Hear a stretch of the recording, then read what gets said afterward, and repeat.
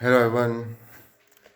Osho present is everything is the next part of the video which I'm going to translate. Already I have given two videos on that. Please check, and or you can Osho present in everything. You can write there and you can check out the video, because if you don't understand then I am explaining the videos. जियो जो कर एक राज एक अतीत और वर्तमान को जाने दो। वे है ही नहीं, तुम छायाओं को पकड़े बैठे हो। ओशो कह रहे हैं यहाँ पे कि तुम अतीत की और कल की इतनी चिंता करते हो कि तुम माया में फंस गए हो। ये एक माया है, ये एक माया है। और माया का जाल जितना आप फंसते जाओगे उतना ही लंबा होता जाएगा, फिर उससे छूटना बहुत मुश्किल हो जाएगा। छाया यानी माया, और दोनों छायाओं के बीच में सत्य मौजूद है। सत्य का द्वार खुला है, प्रभु मंदिर का द्वार वर्तमान में खुला है। वर्तमान में जिस दिन आ जाओगे, आने की प्रक्रिया का नाम ध्यान। आ गए, ठहर गए, उस अवस्था का नाम संन्यास।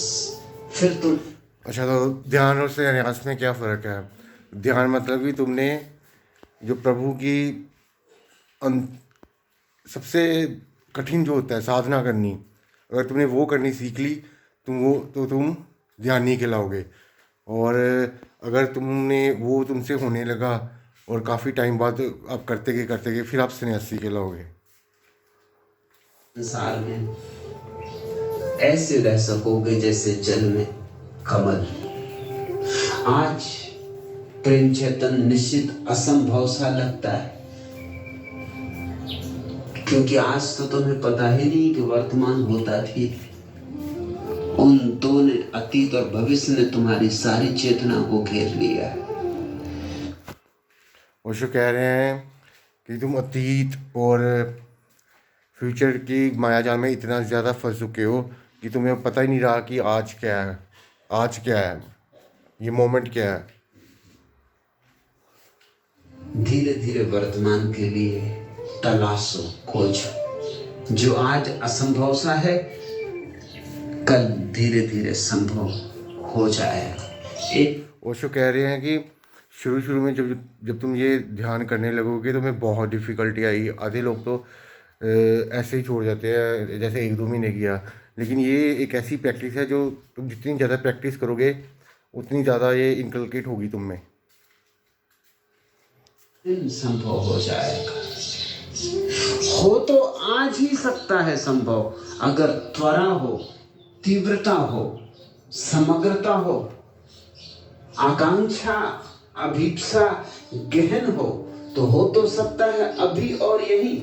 ओशो कहते हैं कि आपको एनलाइटनमेंट किसी वक्त भी मिल सकती है, बस आपका होश हो।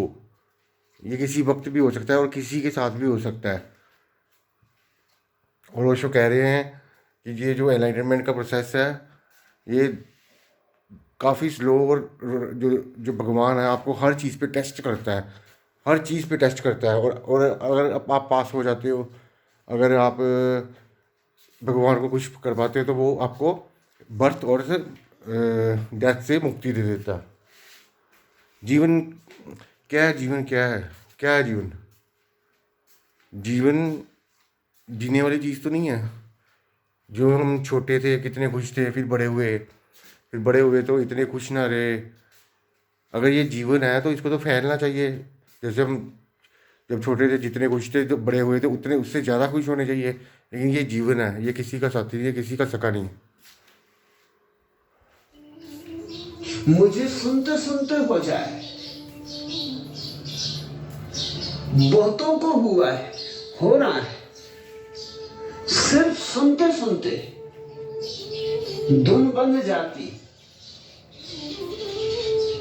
भूल जाते हो कौन हो तुम, भूल जाते हो कल क्या होना है।